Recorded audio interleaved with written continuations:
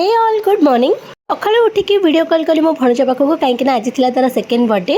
मो फोन कला बेलकु सकाळु उठी गाधी पाधी नुआ ड्रेस पिंधी चंदन लगी टिकी टिकी छुआंका संगे बसिकी पूरी तरकारी खीरी खाउथिला। तापरे मु सकाळ ब्रेकफास्ट रे टिके फ्रूट्स खाई दिथिली। स्क्रीन ऊपर आपण मानकु जहा सब देखिली सेगुडा होची तार प्रथम अष्टमी पई किना जायथिबा दिनस।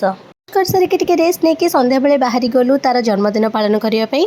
आम जाइए पहुँचु पहुँचु ता स्टील बॉडी देखिए समस्त को पाद छुईकी मुंडिया मारला। तापरे मु तापई जन्मदिन नहीं कुर्ता सेट टाकू पिंधि देइथिली। एपटे सत्यनारायण पूजा चलथिला और एपटे गुडुली आउ ता मामू मिसिकी डेकोरेशन करुथिले।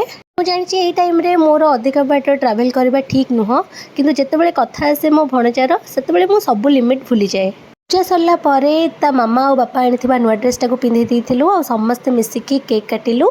दिन मो बड़ मौसी सासू भी मो पई सादा नहीं के आसथिले।